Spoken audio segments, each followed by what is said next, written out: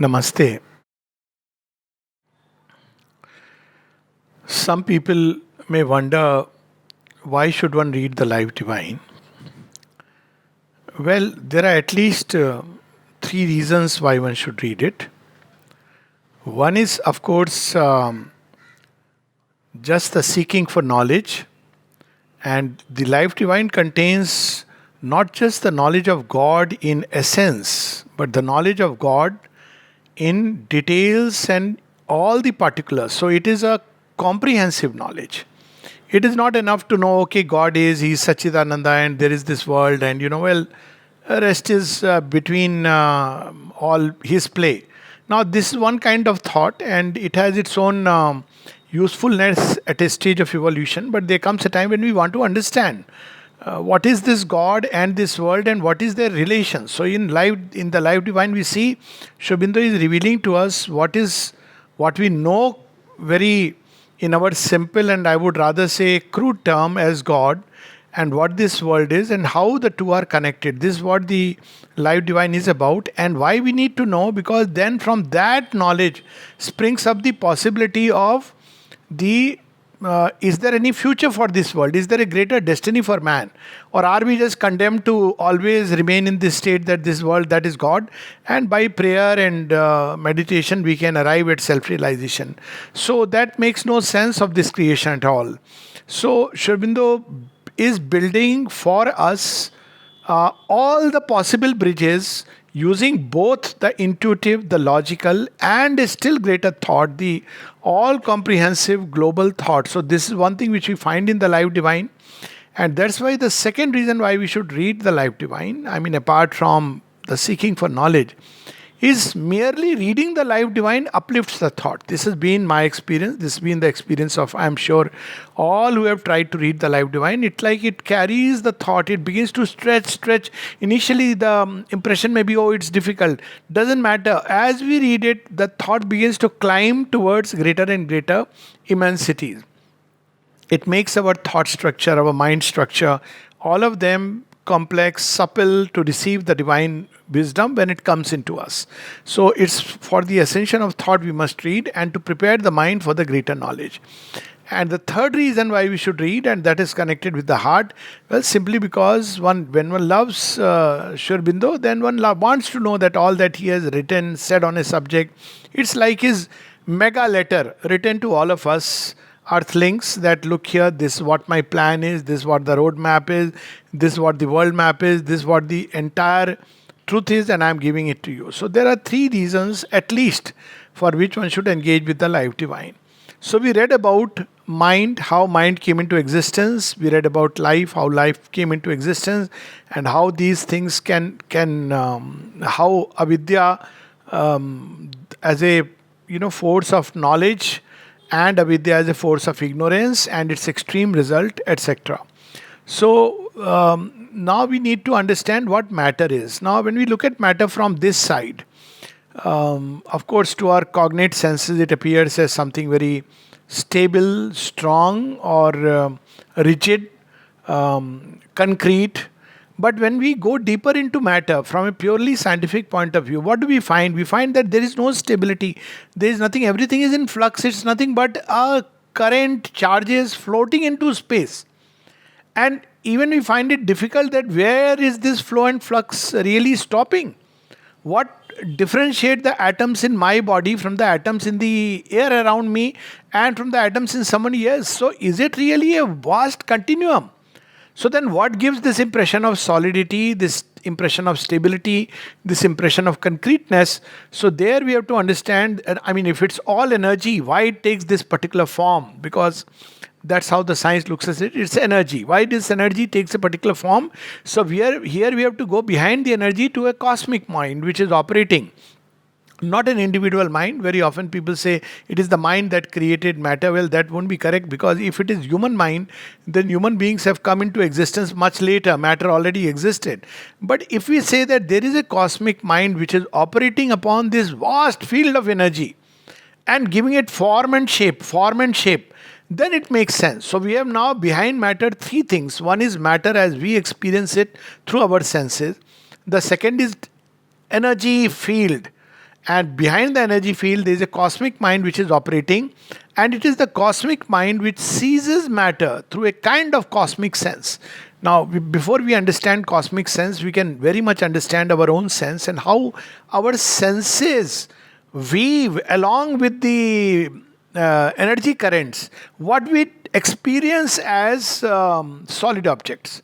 So, objects that we experience through our five senses is nothing else but a play of the senses and the energy field.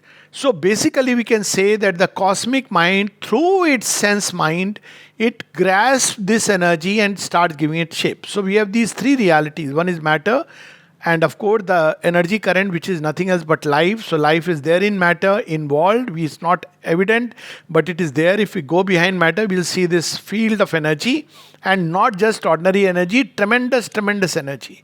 The energy within an atom is so tremendous that it can blow up, this wonderful neat world. And behind this energy, we see the operation of a cosmic mind. And because this cosmic mind is operating, there is the sense of division. That's what we had read last time, that avidyamaya maya create this sense of division within the infinite. Now, what is behind mind? That also we have seen. Behind mind, it is the supermind with its vidyamaya maya. And that is why matter, though it seems as separate objects, everything seems separate, there is an interconnectedness of such a degree that actually, I mean, this is one of those experiments of physics, two of them which appears, two or three which appear so fascinating.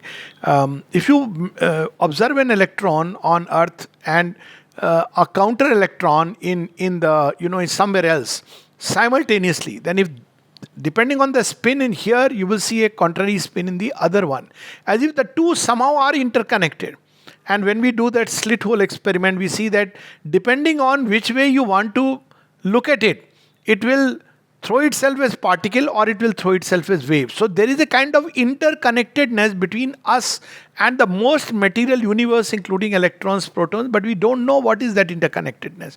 Now this has immense potential. So the Life Divine opens doors to immense scientific understanding of this world and immense potential to even change things, which we'll talk about as we go by and by. So it's a wonderful book, even of the most profound occult knowledge. Of course, Sri Aurobindo has withheld a lot of knowledge because giving this knowledge in unchaste hands is obviously dangerous. But obviously, Life Divine opens the doors towards that. And the rest is, of course, yoga and yoga practice. So this is what matter is. So essentially, going back to Supermind, Satchidananda, we can literally say, as Sri Aurobindo says in one of his Mahavakyas, in this very chapter on matter, being manifest as substance, force of being cast into form, into a figured self-representation of the secret self-consciousness, delight offering itself to its own consciousness as an object. What is this but Satchidananda? Matter is Satchidananda represented to his own mental experience as a formal basis of objective knowledge, action, and delight of existence. And we can take this example of the creator of a beautiful, magnum opus, let's say, like the Mahabharata. So, Mahabharata is inside Vyas, but it is like a non-structure that we'll see further when we go to the second book. It is there, it's existing in an unmanifest state. Then there is the manifestation. Now, what is this manifestation? It is objectivization of what is inside the poet, the seer poet. It is objectivized in the form of a book with letters, words, sentences, hiding behind them the profoundest truths. What are those profoundest truths hidden behind the letters and the sentences? Is the same truth that Vyasa holds in his heart. But now, because it is objectivized, it is available and accessible to all. So, this world seen from this way, not another, but actually in reality, it is an objectivization of the Supreme. And by objectivizing the many which come out of, which are simultaneously within him as well as seem to be outside him, this seeming, they too can read, and through this reading they can go back to the same truth which is hidden inside matter. So if you really sincerely pursue any object to the end of its road to the final source, it will culminate in the same Satchidananda who is hidden behind everything and within everything. And through supermind, it creates the universe, limits it through the mind, and eventually the extreme result of this ignorance is ultimately what we experience as matter. But yet, just as mind is derived from supermind and life from consciousness force, what is that principle in Satchidananda from which matter is born? Now that's where we have this principle which is left, which is Sat, the existence. So it is this existence, as supermind takes it up and casts it itself into the mental domain, and from the mind it goes further and further and becomes what we experience as matter. So it is Sat which becomes matter to our experience. Now, what is the speciality of this matter that we see in the next chapter? The knot of matter. Knot is it ties us. Now, see, how does it tie us? The first is because of the extreme ignorance, there is a complete self-forgetfulness of consciousness. In every object, there is the same supreme consciousness. That's why the mother says that you must deal with material objects with care, not because you are attached to them, but because even in this apparent inconscient and mechanical material object, there is hidden the same supreme consciousness. And there are so many examples where how she would handle a handkerchief, how she would handle a small little even piece of paper. Why? Now from there, these practical conclusions come. Otherwise, we are taught, oh, matter has to be rejected, because the ancient yogis couldn't understand. Far back, yes, they tried to grapple with the knot of matter, but often there is a tendency to discard material existence, discard the body. Why? Because it is completely antagonized to the spirit, and there is a good reason for it. Because it's easy when life evolves out of body. We see that it's not easy for life to, it struggles out of body, and then it tries to complex evolution taking place through millions of years. In fact, a few billion years, I think 65 million years, dinosaurs, and even much before that. So life has evolved with so much struggle, so much of this thing, and it has eventually, it moves matter to an extent, but yet it cannot fulfill everything. The demand of life, matter still stops it, still restricts it. So, so much difficulty life emerges. Then mind emerges. So mind also initially tries to, move matter by thought, by its power. People often believe that by the power of thought you can change things. Not so easy. If it was so easy, everything else will become defunct. Because matter doesn't accept it. Matter, everything is unconscious. So in matter, though the secret consciousness is there, that's why it is emerging. But the fact is that it is not easy to manipulate it, because within matter the experience is of a total loss of consciousness. And yet it emerges. So that's what we see in Kundalini. The first step is this emergence of this energy from Jad Tattva. And so it's beautifully conjured in the story of Durga, where her first form is Shaila Bala. Shaila, the mountain. She's daughter of the mountain. And in the mountain is always the sign of this peak of material creation. And in that matter, the fire is lit up, and that is the Kundalini, which then travels all the way home. But it cannot carry matter. It can modify it little by little, little by little. So first knot is that in matter, the extreme result of avidya takes place.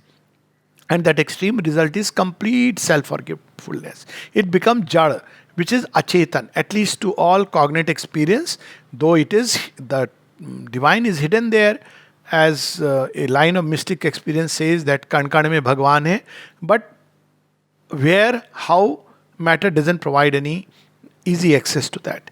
The second problem with matter is that apart from this, it is completely subject to mechanic laws. You see, life is not so subject to mechanic law. Let's take, for example, you roll a ball on the floor, and if you know all the coordinates, the law, the degree of friction, the air speed, everything, if you know, you can literally predict where this ball will go. That's how rockets are launched. So rockets can be launched into space all the way to Mars, and you can calculate literally, because it's bound by mechanical law.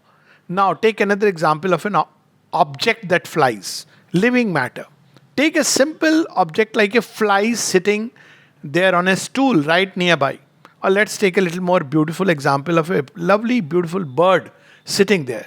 Now you can't predict, because life is not so subject to mechanical law. Yet the subjection is there as far as the body is concerned.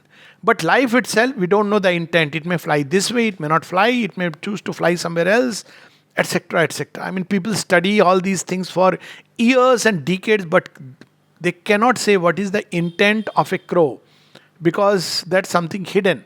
It's in life itself, and study of its behavior cannot lead us to that.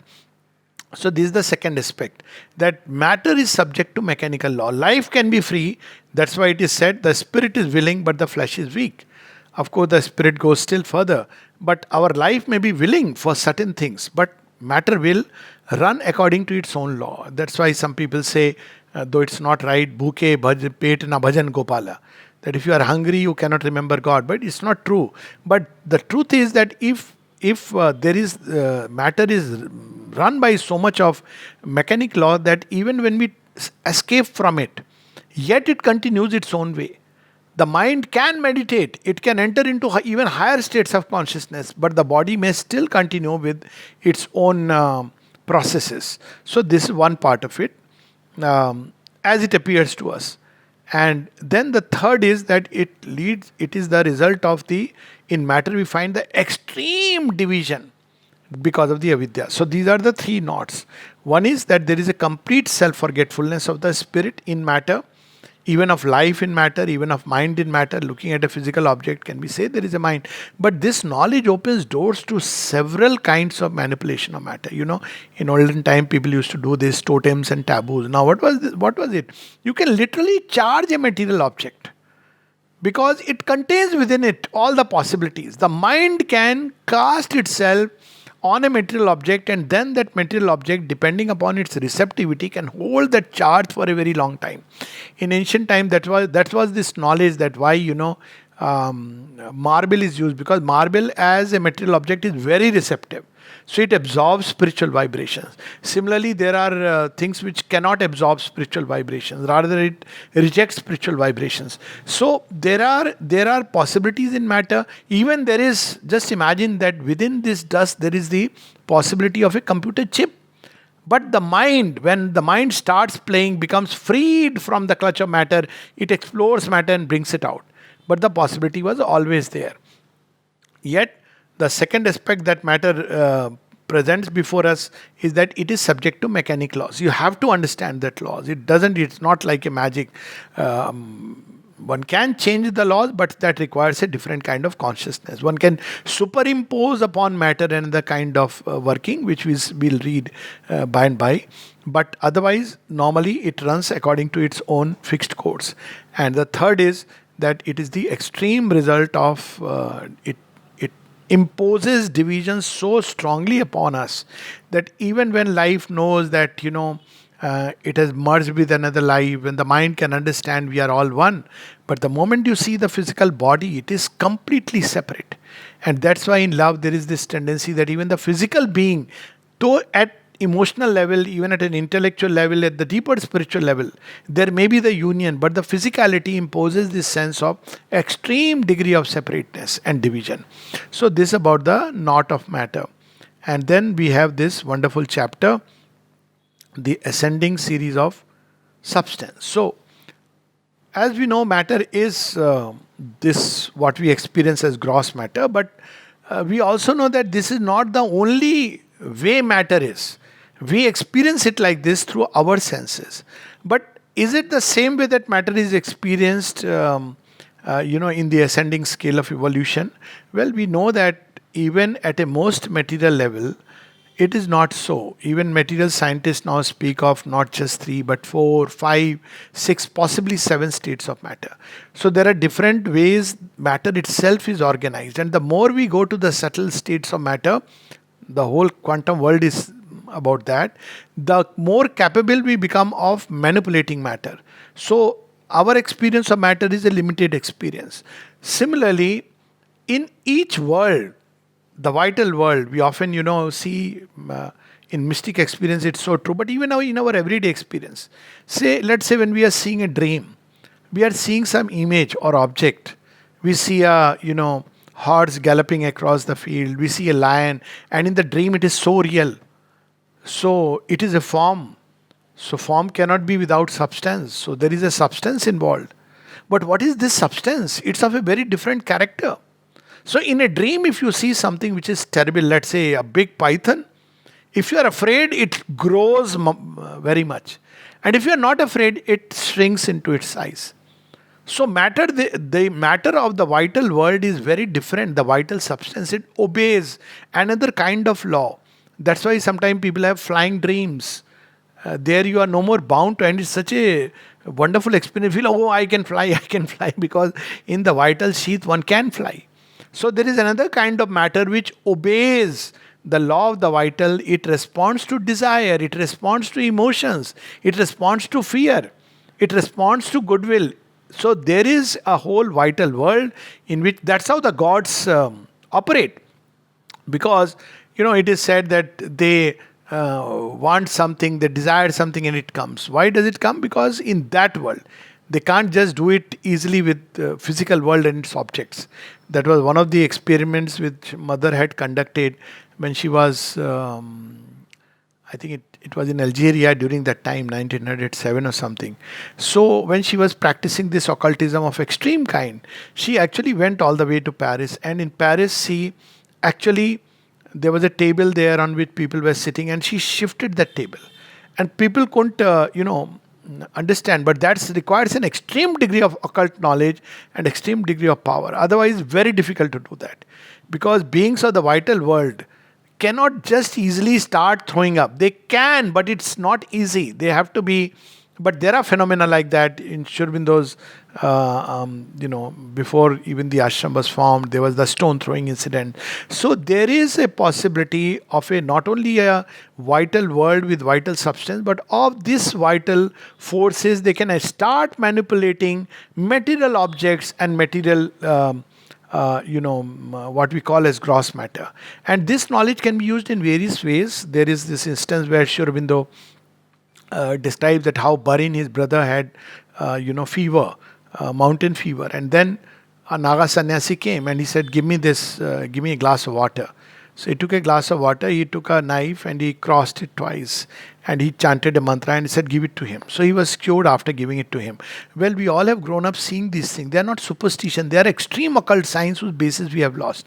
So you can charge. Water is a very good medium for charging. That's why you see holy water, all these, charanamrit, because water is a medium that easily can receive and transmit these vibrations. So that's how these flowers, mother has used flowers in blessing packets, because flowers are another extremely receptive medium. Similarly, there are gemstones which can immediately attract these energies, and they can even receive spiritual energies. Flowers, gems, they can even receive higher kinds of energy. So there are ascending series of substances where their matter becomes more and more subtle in the mind space. Matter responds to thought.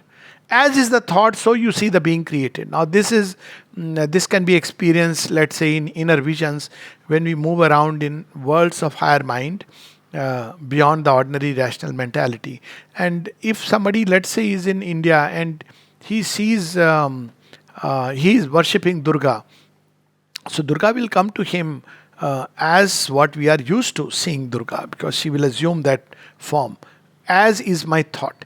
But in, let us say, in Greece, ancient Greece, the same person was praying, then she will take some form of Pallas Athene, who is Maheshwari, as well as, she can put forward the Durga aspect. So he will think that she is, Pallas Athene. In India, we will say Maheshwari or Durga. This is how we will see. Of course, they are not same, but we are not conversant much with Maheshwari.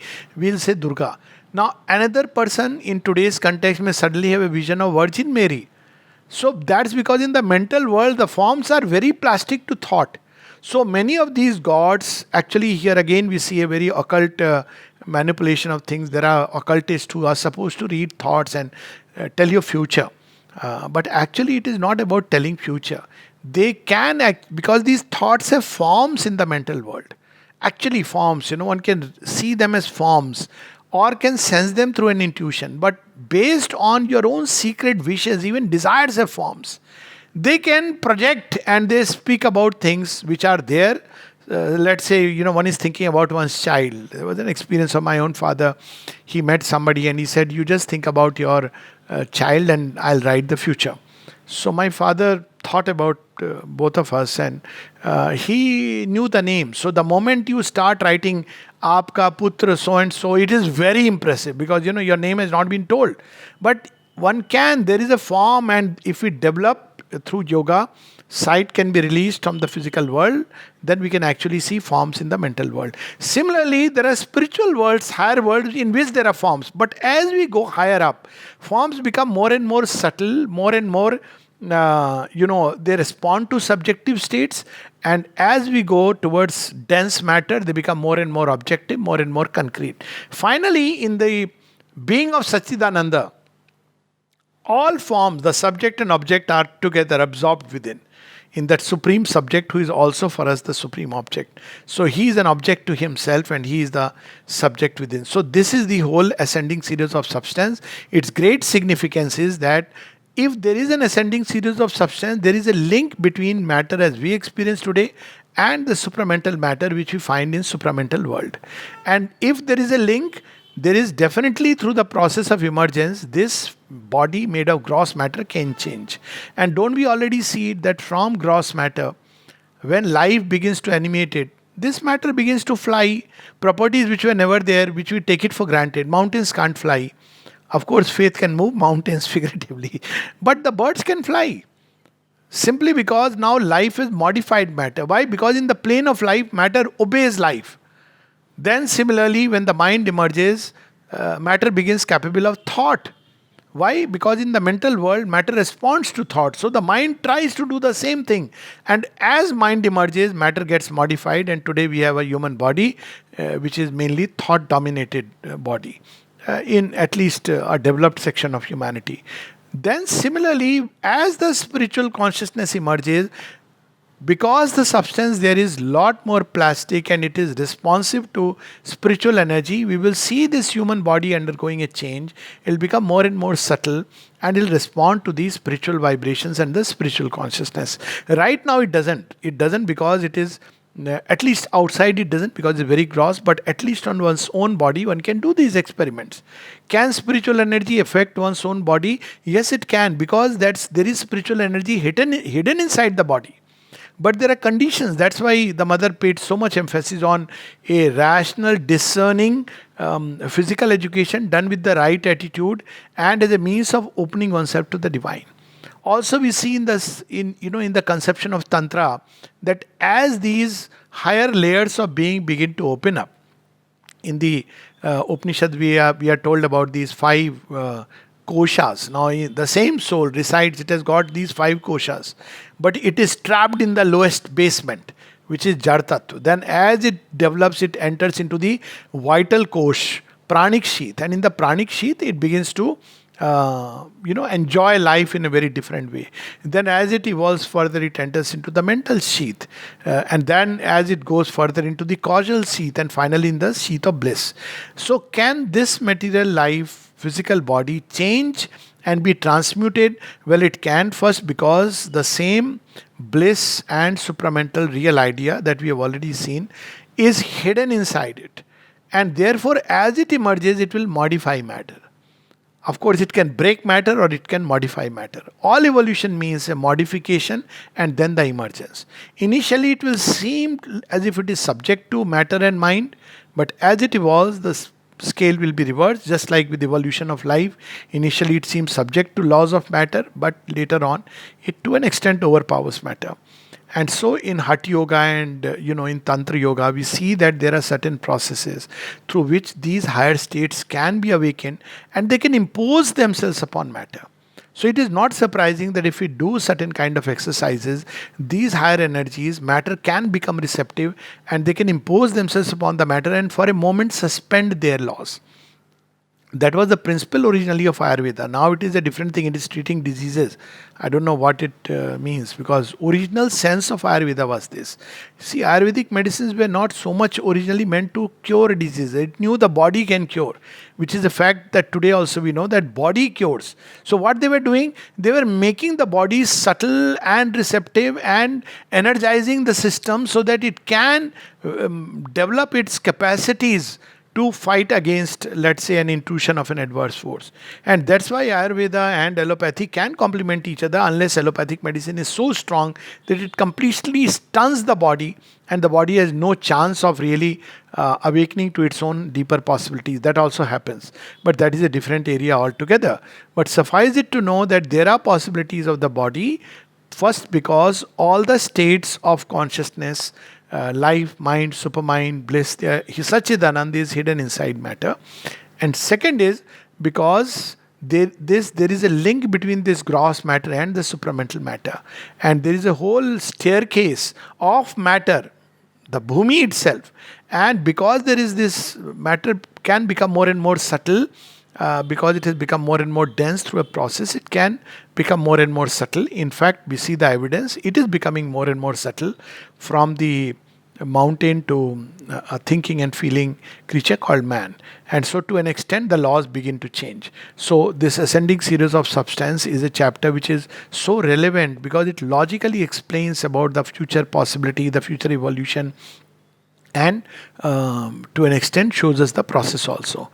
Then we have the sevenfold chord of being, which basically we have posited these seven principles of existence. In fact, there are eight in a way. The first four are the higher principle, the Parardh, the higher hemisphere, which is Sat, Chit, Ananda, and Supermind. And there are three which have now derived from that. That also we have seen. So we have mind from the Supermind, life from conscious force, and matter from Sat. And there is, of course, the eighth principle, the soul, which is from the Anandamaya Kosh. So we have four above and four below. And we can see the corresponding things. Sat, matter, consciousness, force, life, supermind, mind, bliss, the psychic being.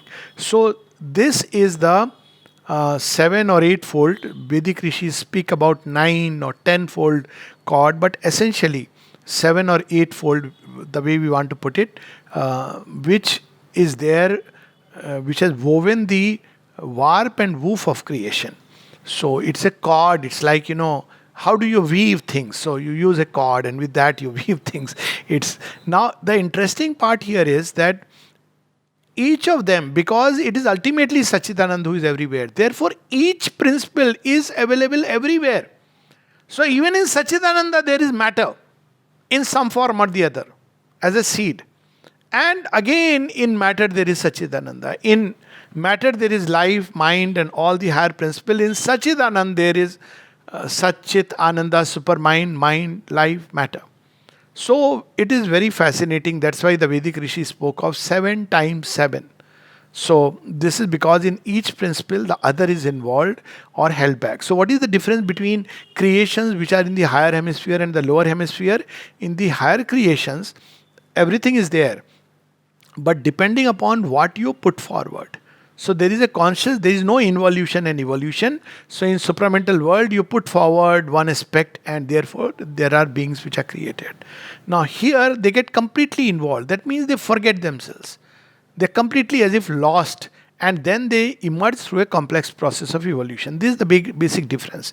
Of course, it may be asked then why not we simply had a world where just things were put forward. Well, the problem with that is that, it will be so much still aware of the oneness that you cannot really have the sense of the many. Now, of course, this is far more challenging, far more difficult, perilous, dangerous, but in the end, far more delightful. So, God wanted a great adventure, and we also wanted the greatest of adventures. So we did the bungee jumping. So let's not talk about hope it would have been like that. Surely there was a greater possibility. That's why this has taken place. Then comes this interesting chapter 28, Supermind, Mind and the Overmind Maya. So we have been told about supermind, and we know about mind, which is the result of supermind apprehending consciousness of the supermind going towards creation. And then it plunges, completely gets involved into the mind, and then we have the human mind, which has, it lives by ignorance and division. Vidyamai becomes avidyamai. But is it also a sudden change, or is there a transition? So Sri Aurobindo speaks about a transition, and that transitional layer is the overmind and the ranges of consciousness from overmind to mind. Now, this is again important because very often people believe that spiritual and supramental are the same thing. They are not. What is now known as spiritual experience is something which is beyond the human mind, and it is beyond. There are beyond the human mind ranges where one can start experiencing things and life in a very different way, even at the level of the overmind, because there is both Vidyamai and Avidyamai simultaneously operating. One gets the sense of oneness and as if it is God. But it is one of those unique, Vedic rishis glimpse about it, but they experience overmind as a kind of lid, the golden lid. But this lid of overmind, which divides the parard, the higher hemisphere, and the lower hemisphere, is made up of a kind of translucent. So there is, on the other side, it directly receives the supermind. So there is complete Vidyamai Mayat. It's the higher range of the overmind in its utmost layer. It is receiving directly. It is adjacent to the supermind. It is the rim. Sri Aurobindo describes this in Savitri book 2, Canto 15. It's that ridge. So there if one stands, one experiences the knowledge, the knower and the known as one. But one cannot understand the significance of this world there. Because, one is experiencing the supramental cognition to an extent, but as reflected in the higher layers of the overmind. So one experiences the state of oneness. If one looks at the overmind from the other side, it becomes avidyamai. And why this happens is because overmind receives the entire cascade. Let's say a sea, it receives, or a entire light of the sun directly in its mass it receives. What does it do? It channelizes them into different rays, 1,000 million rays. So that's why we have this sahasrar. So we have the 1,000 million rays in which it distributes itself. So what happens when it distributes? Because it is Vidyamai, from that the command comes, each ray can organize a universe. So every aspect of the divine has the power to organize a whole universe. So we have these gods, each with his own lok. But the moment you organize a universe in your own right, then there is a tendency over a period of time, as it goes further and further, for it to be cut off from the one. And it is this dislocation from the one which leads to this extreme fall with avidya, ignorance, inconscient as the consequence. So we'll just read a little bit about, it's very interesting to read these chapters, but I'll just read a little bit. So the whole old, this on the ascending series of substance, the old Hatha Yogins and Tantrics of India had long ago reduced this matter of the higher human life and body to a science. They had discovered 6 nervous centers of life in the dense body, corresponding to 6 centers of life and mind faculty in the subtle. So they are the chakras. And they had found out subtle physical exercises by which these centers, now closed, could be opened up. The higher psychical life proper to our subtle existence, entered into by man, and even the physical and vital obstructions to the experience of the ideal and spiritual being could be destroyed. In Sri Aurobindo's yoga also this happens, but it happens from above downwards, the kundalini, the centers open. It is significant that one prominent result claimed by the Hatha Yogins for their practices, of course this is Hatha Yoga in its original sense, with all these bandhas and all where the centers open. It's not like the normal 20 minutes quick to do asanas. They are good for health, but we should not confuse that with Hatha Yoga. Hatha Yoga science, people who practice it practice for hours. It's a full-time occupation. And it included the strictest practices of pranayam. But at the end, with all this, ultimately you gain the result of mastery over the body to an extent. It doesn't lead us eventually to the highest spiritual experience. And for their practices and verified in many respects was a control of the physical life force which liberated them from some of the ordinary habits or so-called laws thought by physical science to be inseparable from life in the body. I mean, Hatha Yogins, genuine Hatha Yogins, I have seen at least one of them. He could eat just anything and absorb energy. It's so crude if you look at it like that, but alter the laws of the body. Could eat I've seen eat a piece of wood, not wood, chewable wood, and just he could just eat it like you eat food. Not a very pleasant sight to see, but because they can alter the laws. They can remain even. I've seen at least in mentally sick patients who are occupied with other kinds of energies. I have seen people not eating, not drinking, 5 days, 7 days, catatonic states, but so much energy. If you try to restrain them, they can fight 4 or 5 people simultaneously, or they go into stupor. So there are ways and means by which this physical law is overridden by other forces. That, of course, is not a spiritual force, but often forces from the dark worlds. But this idea that matter, mechanical laws are all fixed, this is not true. So it's not true even in experience. Behind all these terms of ancient psychophysical science lies the one great fact and law of our being, that whatever be its temporary poise of form, consciousness, power in this material evolution, there must be behind it, and there is a greater, a truer existence of which this is only the extreme external result and physically sensible aspect. That's why in physical illnesses we can pray to God. It's not just an absurd miracle. There is a process, there is a chain, there is a link.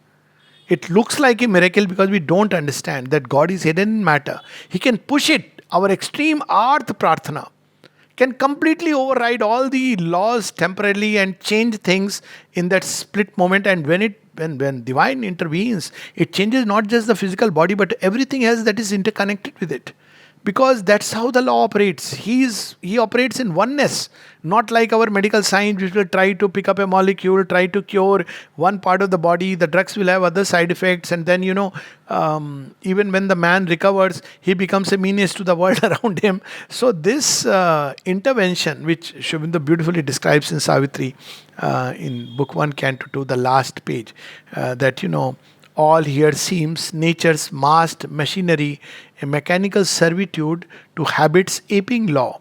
And it ends with these wonderful lines that nature's instrument crowns himself her king. Right now it looks like our mind life, even our spiritual life is a bond slave of matter.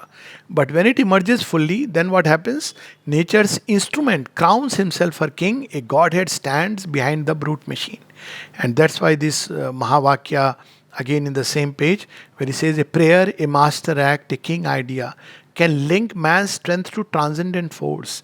Then miracle becomes a common rule. So what happens when we pray, when we suddenly do this Arth Prarthana? Now it goes directly from the psychic station. And from there it connects us to that one source, which is the source of all the chains interconnected. And if you touch that hub and that hub responds, everything that is interconnected, all the karmic laws, all the material laws, all the mental thought forms, feelings, everything is taken care of in that split moment and things can change. I mean, all of us, I'm sure, have experienced this kind of intervention in life which changes everything. So this is how there is a process to it. It's not just an absurd miracle. But we must understand the process, because when we understand the process, then it facilitates it. If you are all the time doubting, hoga, nahi hoga, maybe may not be, how can this absurd, this superstition, then we actually are creating an obstacle to the working of this force. There is a logic of the infinite, that it can, behind every finite there is the infinite. And infinite means every possible possibility. And even what seems impossible is possible in the infinite. And the logic of the infinite is that, yes, it operates through a set of laws, but it can override the laws because it's a free law operation. Not that it would do it, otherwise there would be a chaos. It acts through the Vidyamaya Maya so that there is no chaos. It doesn't completely disrupt the chain. But it is possible for the infinite to act in freedom and completely override the laws of material universe. So this is about the material universe which seems so bound. And then what happens at the overmind? What is overmind kind of thought? So Sri Aurobindo described, we are aware of a sea-like downpour of masses, of a spontaneous knowledge which assumes the nature of thought, but has a different character from the process of thought to which we are accustomed. So process of thought is read, study, scholarly understanding, logical link, remember. But this is like a sea which is pouring down. This is the overmind cognition. And it carries within it all the links, the connections, the logic, everything else is together. It's not a thought out process. That's why the Ken Upanishad says, Avijñātam vijanata, avijñātam abhijanata. He who knows it not, and he who has not the thought of it knows it. Because it's a spontaneous knowledge which comes from above, has a different character. For there is nothing here of seeking. I want to know. Nothing. No trace of mental construction. Not like something fixed. No labor of speculation or difficult discovery. It is an automatic and spontaneous knowledge from a higher mind that seems to be in possession of truth and not in search of hidden and withheld realities. And it can include in its scope the entire universe. It's not like confined, okay, I must only, this is my chapter. It contains everything that is connected with it, from Shakespeare to movie to this and that and everything. And that's what we see in Sri Aurobindo's writings and the mother's writings, conversations. That it connects with everything which is interconnected. One observes that the thought is much more capable than the mind of including at once a mass of knowledge in a single view.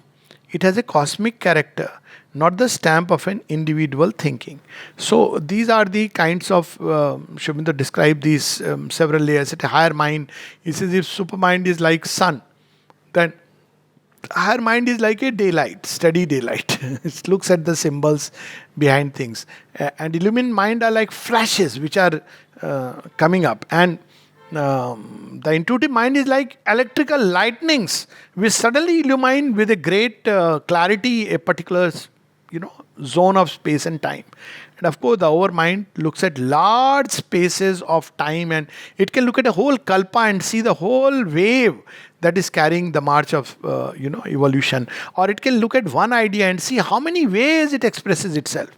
See, because we don't understand it, that's why we say democracy is a modern European invention. No, excuse me. If you go back, you'll see even in the time of Rama, when Rama is a king, there are the seeds of democracy. The seeds of socialism are in Vedanta. Because we are not then tied to a term the way it is defined in Oxford Dictionary. But we understand its essence. And in the overmind, we'll see that each idea is not opposed to other ideas, but is synthesized and completes it, and each idea has its own validity. Why? Because overmind releases each idea into this, it's described like the phalanx of the sun, into this universe to build its own empire. But here in the ignorance they fight. So here we have this fight between democracy and dictatorship. Now let's take one example. Is God a democrat or a dictator? So at one level it looks, he has left us all to our own freedom of choices. He is such a democrat, I wish he was not a democrat. But mind you, even when he has left all to the so-called free choices, there is no real free choice, because he is all the time pushing us toward the predestined goal. So he is at once a dictator and democrat. Is he communist or capitalist? So again we see that it is both. He does create a hierarchy, he does reward you with inner wealth, plenitude based on your effort. But at the same time, because of the law of yagna, everybody gets their own share in this creation. But in the realm of mind, we will see that people are fighting left, right and center. But in the God, all these are united. Even at the overmind, one can experience it. This union. And so if we regard the powers of the reality as so many Godheads, we can say that the overmind releases 1,000,000 Godheads into action, each empowered to create its own world, each world capable of relation, communication and interplay with the others. So overmind is the principle of cosmic truth. To the overmind, and this is the last passage probably we'll read. Of course he says, what are the ways to enter? He says, one is to go within. All this he will elaborate further. One is to go within, step back from the outer surface mind, which is all the time engaged with sensory world and sensory phenomena, or trapped in the zone of life currents. And when it enters a subliminal mind. From there it can go up, and it can go up and even enter into a state of vast impersonality. So these are the two approaches. One is going within, and second is ascension up. But that he will describe in great detail. But right now, just to understand the overmind, to the overmind, for example, all religions would be true as developments of the one eternal religion. That's why in India we had Sanatan Dharma. All philosophies would be valid, each in its own field, as a statement of its own universe view from its own angle. So the materialist is right from his own little view and his own angle. You don't need to contradict it. But it is one view of seeing things. In the supramental cognition, or even in the higher overmind cognition, when it touches that divine truth, truth sight, truth feeling, truth vision, truth hearing, truth sensing, there we will see that wonderful union of the fingers, phalanx at the base. All political theories with their practice would be the legitimate working out of an idea force with its right to application and practical development in the play of the energies of nature. In our separative consciousness, imperfectly visited by glimpses of Catholicity and universality, these things exist as opposites. Each claims to be the truth and taxes the others with error and falsehood. Each feels impelled to refute or destroy the others in order that itself alone may be the truth and live. At best, each must claim to be superior amidst all others only as inferior truth expressions. And over mental intelligence would refuse to entertain this conception or this drift off to exclusiveness for a moment. So now, when we understand it, we see also, and with that we can close and take up questions. We understand what is the perfect solution to all these things which are the product of division and ignorance. Now we understand why the seer said the right remedy for man is to step out of ignorance and ascend and complete his spiritual evolution. If we don't complete it, if we don't ascend beyond the mind, there will be fights, how much ever we may say. The mind can accommodate, the mind can associate, the mind can accept for a moment, the mind can keep at bay, but because it experiences life in a state of ignorance, which means extreme divisiveness, and that too on a material basis. The worst kind of experience of life is on a materialistic basis, racism, black and white and all this, because you are completely centered around the body. So this is how the mind continues to experience. And so, while there is a greater thought which tries to impose itself upon the mind by saying, look here, we are all one, we should grow towards oneness, mind cannot apply it. If it applies it, it applies it most foolishly, because it doesn't understand this. People talk about Vasudhaiva Kutumbam. Now, Vasudhaiva Kutumbam is born from this level.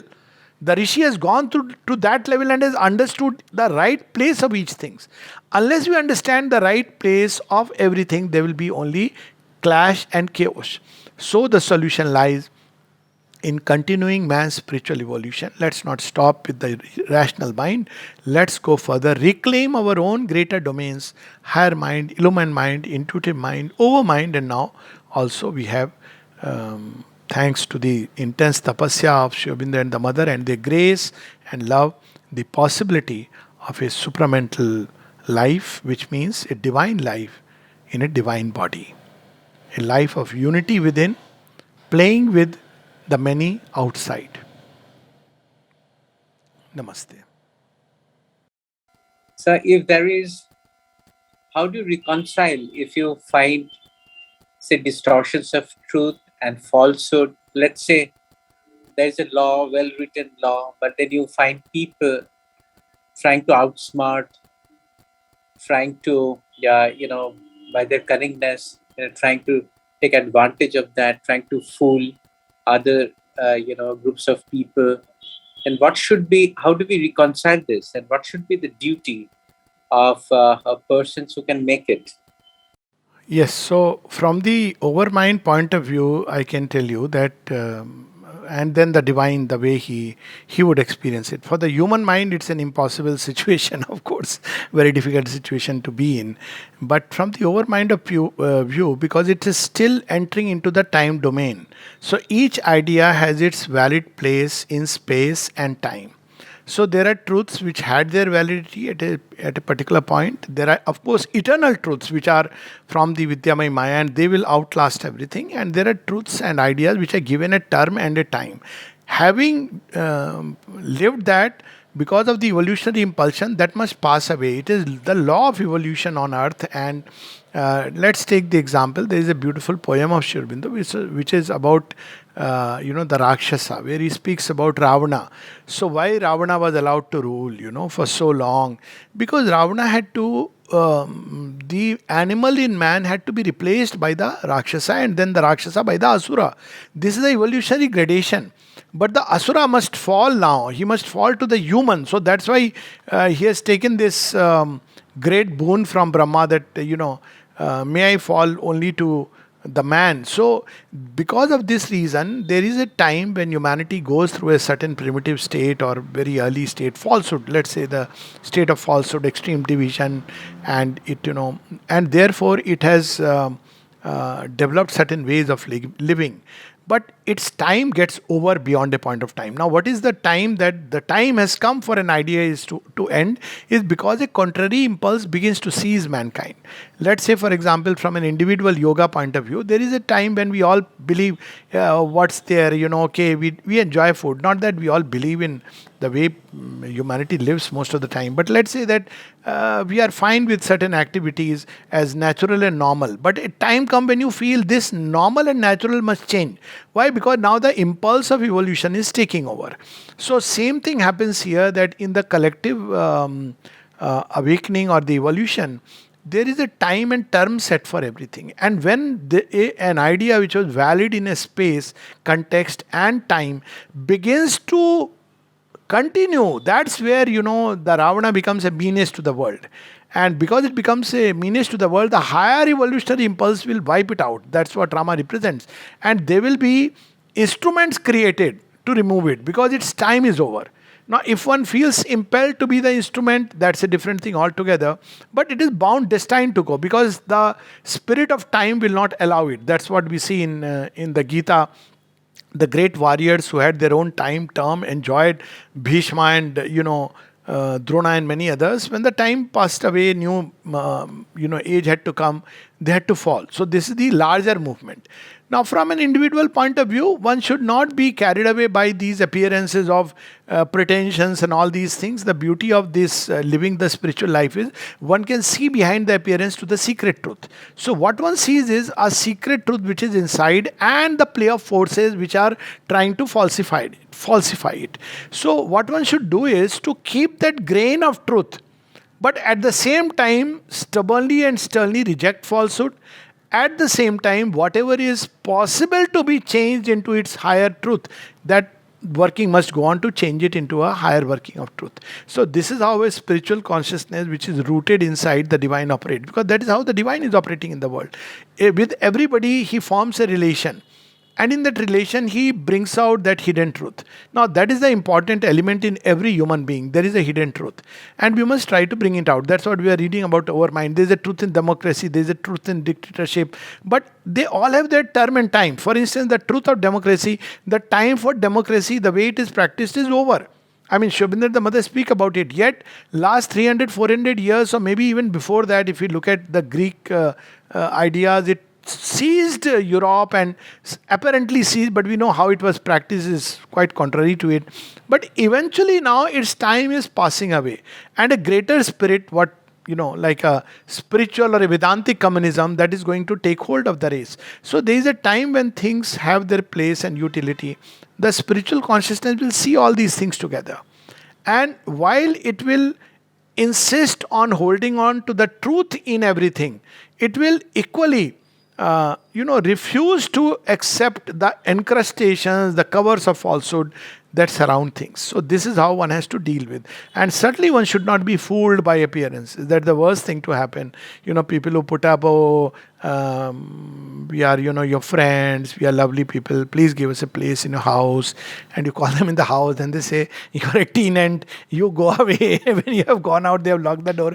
That should not be. That's, because of the ignorance of the mind, we think like that. We are carried away by appearances. The first thing that spiritual life teaches us is don't be carried away by appearances. So even in an enemy, the spiritual consciousness will be able to see the truth behind him. At the same time, even in a friend, the spiritual consciousness will be able to see where this falsehood is operating. And eventually it will see the working of the one divine in manifold ways in this creation. After that, should one participate and try to change the falsehood, or withdraw and try to concentrate on his own perfection? Because that's not. Well, wonderful question. It will depend upon the deep inner urge within. So there are people in whom the urge is to change it and they are born for that. It's the Swabhava and Swadharma, let's say the Kshatriya type. He wants to change things and wants to battle. He must follow this urge even if his knowledge of the whole thing is very imperfect. Still, through this he will grow because this is given to him as a means of growth. On the other hand, there are those whose urge is like the Buddha to, go beyond all manifestation. They should follow that. So that question is, of course, the better thing is that ultimately one has the urge to change, but change must be on a surer basis. So if we want to bring in a change, and that's inevitable, and there will be instruments of change, we must ascend and then create the change. I mean, it should not be standing at the same level, debating and discussing and trying to change, because then we are at the same level. So both things, they don't cancel each other, but complement each other. Change by ascending. And by ascension, we'll have a greater view, a better view of the whole thing. At the same time, we'll exercise a greater power. So if we feel the urge to change, yes, we should participate. But at the same time, we should not forget that if I remain at the same level of, that falsehood, though, in me it may have a different point of, where it manifests. So then I cannot really bring any authentic change. So I must simultaneously ascend in consciousness. At the same time, as I ascend, a greater and much more powerful spiritual wisdom and spiritual action will follow. Wonderful answer. Thank you very much. Yeah.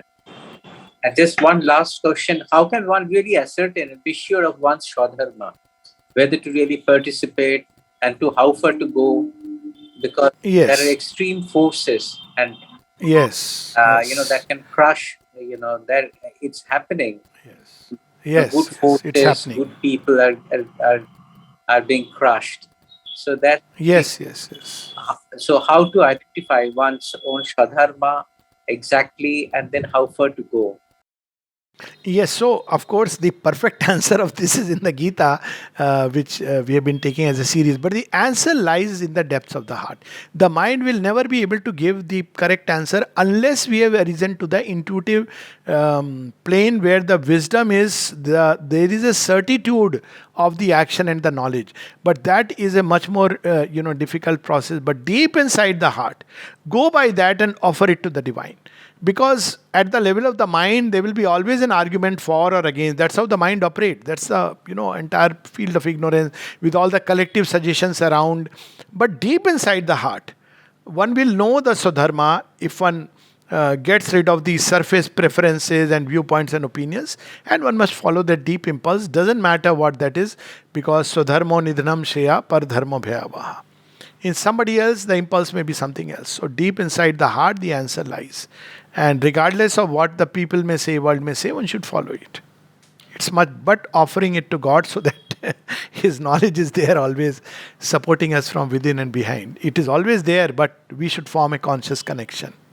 Remember and offer and fight the great battle of life. That's the injunction of Krishna. Thank you, sir. Grateful. Sir, Madhavi Prasad ji is asking that you stated that extreme forms of energy are difficult to extract from spiritual force, but that it can be derived from some dark world. What exactly is this dark world? Are you referring to a miracle? No. I was referring in relation to some patients like catatonic schizophrenia. I was giving an example. Even from the spiritual force, we can have extreme form. There are people who, in a state of exalted spiritual consciousness, can completely forget food and sleep and rest and everything. I mean, there are several examples of that. I mean, one common example which all of us can see is that when we are engaged in, let's say, studying a book like the Gita or the Life Divine or Savitri, we can forget everything. It can actually, even the appetite can be completely abolished, sleep can be abolished because you're so involved in it. So, this is one common example. So, spiritual consciousness can also affect the body, but because the body, human body, is emerging from the inconscient. Now, I am directly addressing that question, that how the dark forces can. The adverse and the hostile forces, it's the fortress, because it is the extreme result of avidya. So, you see, that is the place where all these asuras and rakshasas are hiding. It's their fortress. That's why the moment you try to change the body, it begins to crack. But you will see sometimes a great paradox. I used to wonder when I used to see that, this idea of karmic law, a good person, is taken care of and a bad person died. No, I know people who are, any unspeakable things, not only in terms of outer behavior and action, that is nothing. Even in their action on society, but they live long. You see, there are forces which completely support this kind of, they are, the Asura also takes care of his fellows because he wants them his instrument. But eventually, ultimately, that is not the path man should take. So you see, that's what we see in these stories of Hiranyakashipu and Prahlad, for example. Hiranyakashipu has taken the boons, entire lower world he commands. So for every higher world, there is a shadow cast in the lower world, which becomes a lower world. It doesn't have an independent reality in itself, but it is a shadow. So that's why only the supermind which doesn't cast a shadow can annihilate them. But they are there to provide resistance to the human advance. But this resistance actually ends up perfecting us more and more. That's why it's allowed. But they are there. I mean, Ravana, Kansa, look at the way Ravana used to kill many of these people who were doing apparently tapasya. He would enslave them. Now, why could he do it? Because even when he is collapsing, there is a time when all his people have died. That's a classic story of the dark world. Where does he go to draw his energy? From Ahiravan. Now, who is Ahiravan? Ahiravan is his own. Nowhere you will hear who is Ahiravan. But Ahiravan is apparently his brother. And if you look at the word Ahi, Python, and he's in the underworld. So, entire underworld and its energies it draws. And it's so powerful that even Rama and Lakshmana, for a moment, they are besieged by that state of extreme unconsciousness because they are doing a human leela. But that's the time we have the rescue mission of Hanuman. Hanuman also experienced his own chaya in that underworld in the form of Makardhwaj. So all these stories that for every step you have to struggle with its shadow which is behind. In spiritual language, it's used, the word shadow is used. Some psychologists have also used the word. This shadow will retard the advance, but its purpose is to perfect eventually. Because we can't leave anything undone and just move on. So eventually that's its purpose. So there are beings who are completely possessed by it. Hitler used to get intuitions in the sense these dark forces, a kind of half intuitions about where to attack, when to attack, and used to win. So people believed him blindly that he is driven by God. He used to believe that it is God who comes and tells him. But it was the Asura who was revealing to him. But that's where we know that, how the Divine Mother intervened. That's a beautiful chapter. There's a book, The God of Hitler by George Van Brickham, and how the Divine Mother intervened. And she commanded Hitler, assuming that beings formed, that go and attack Russia. And that's where he met his nemesis. So these are facts of the dark world, underworlds do exist. And we'll read about them when we come to that chapter in the Life Divine, Order of the Worlds. There's a whole chapter dedicated to that. And there are beings possessed by them, just as there are beings possessed by the Madbhavam Madgata, Brahmabhut, possessed by the higher consciousness, like Chaitanya. There are beings who are possessed by the dark underworlds, like Hitler and Mussolini and Stalin. I don't want to take modern examples of those. Yes, please go ahead. Yeah, there's one thing I wanted to ask you. You mentioned about the divine life in a divine body. So that would obviously include a divine mind and a divine vital, right? Yes, yeah, yes, And yes. there's a second small question. There was a question earlier by Abhijit ji in which he talked about, or you talked about, when you talked about when we have some things which we have been following for a very long time, and then we realize that these ideas or this way of being is something, and so that the evolution, I'm talking at an individual level. So Yes, this yes, yes. evolution, this evolution that is there, does it cause at the individual level a whole lot of, how would I say, a tussle or a Oh, yes, oh, yes, like for every instance, step if you just forward. ask you a question, about food, there are cravings for food. I mean, this is all that we have, instead of just eating because we are hungry or because our Ah, body yeah, needs yeah, it. yeah. So when you come to an idea that okay, you should eat as much as your body needs, and you want to go on that path, what is the kind of, I mean, how do you overcome, and what are the kinds, because the material, the hold of the material is so Yeah, strong. very strong, So very how strong. do, so these are the two things, if you could just So, physical consciousness, that's why it is so dense, and the habits formed in the body are far more difficult to uproot than simply, vital cravings. But habits, once they get settled in the body, are very, very difficult because they are habits. But always we must understand, my way, I can tell you, the secret truth is, once some people try to impose with higher levels like the mental discipline, mental strength, but it can work, but it is never a perfect thing.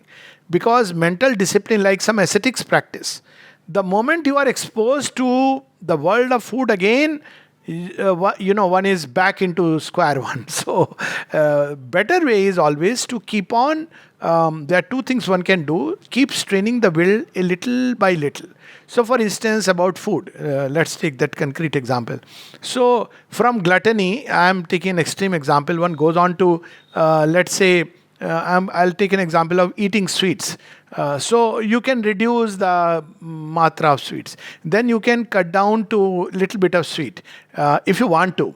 And then one can get on to sweets which are little more less problematic. This way the habits become weak. So this is the process. And of course, for as always, to keep referring to the divine grace, to pray.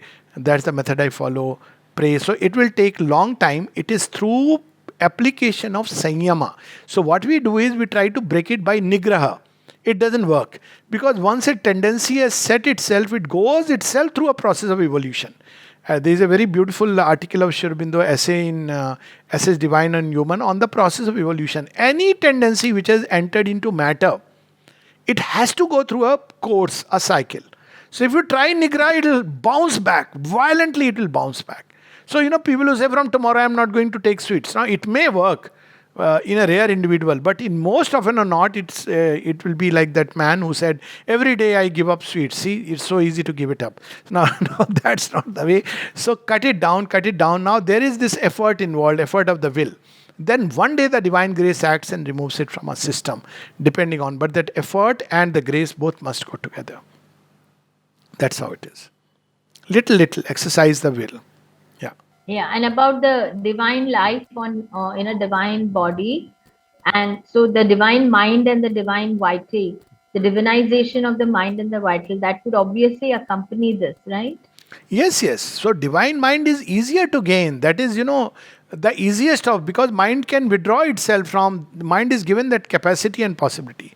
Life involved in matter more difficult, but still it is possible to divinize the heart and emotions and sublimate the feelings and give the touch of the divine love inside the heart, etc. It's possible. But when it comes to life in its lower ranges, where it is subject to things like ambition, sex, fear, it's even more difficult.